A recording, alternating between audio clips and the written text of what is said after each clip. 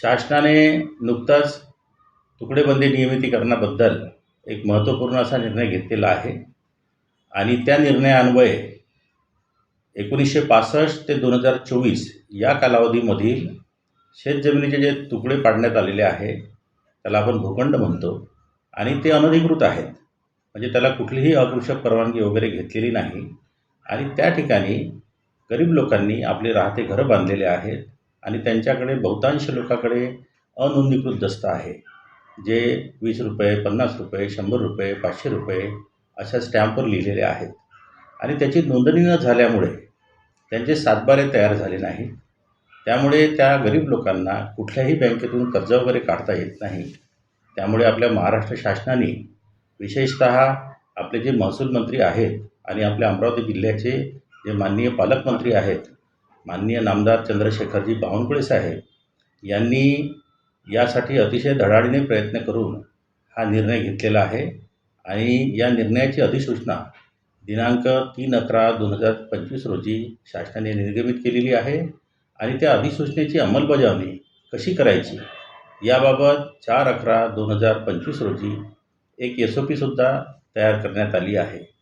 याच शासनाच्या निर्णयाचा प्रत्येक तालुका स्तरावर, ग्रामस्तरावर प्रचार व प्रसार करावा आणि जास्तीत जास्त जनतेला याचा लाभ व्हावा, यासाठी माननीय पालकमंत्री महोदय यांनी अमरावती येथील सर्व जिल्हाप्रमुख यांच्या सभेमध्ये याचा प्रचार व प्रसार करण्याकरिता जनता दरबार व जनसंवाद कार्यक्रम आयोजित करण्याचे निर्देश दिले होते.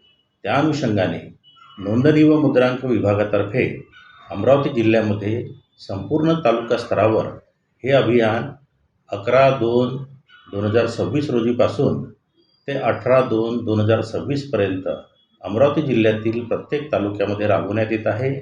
आतापर्यंत आपण वरुड, मोर्शी, चांदूर बाजार, अचलपूर, अंजनगाव, दर्यापूर आणि अमरावती येथे असे जनसंवाद व जनता दरबाराचे कार्यक्रम संपन्न केलेले आहे.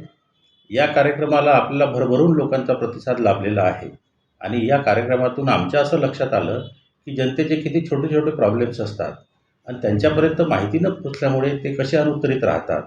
त्यामुळे माननीय पालकमंत्री महोदय यांनी जे निर्देश दिले त्यामुळे आपल्या अमरावती जिल्ह्यातील सर्वसामान्य लोकांना याचा भरपूर फायदा होणार आहे. त्यांच्या प्रश्नाची उकल होणार आहे, त्यांच्या अडचणीची सोडवणूक होणार आहे. त्यामुळे आता तिवशाला, चांदूर रेल्वेला, धामणगावला, नांदगाव खंडेश्वरला आपले पुढचे 17 व 18 तारखेला जनता दरबार व जनशिबिराचे आयोजन आहे. त्या ठिकाणी ज्या लोकांना आपले काही प्रश्न असतील त्या लोकांनी त्या प्रश्नाच्या सोडवणुकीसाठी त्या ठिकाणी यावं. मी मुद्रांक जिल्हाधिकारी म्हणून स्वतः त्या कार्यक्रमाला उपस्थित राहणार आहे आणि प्रत्येक लोकांच्या अडचणीचं निराकरण करण्याचा प्रामाणिक प्रयत्न करणार आहे.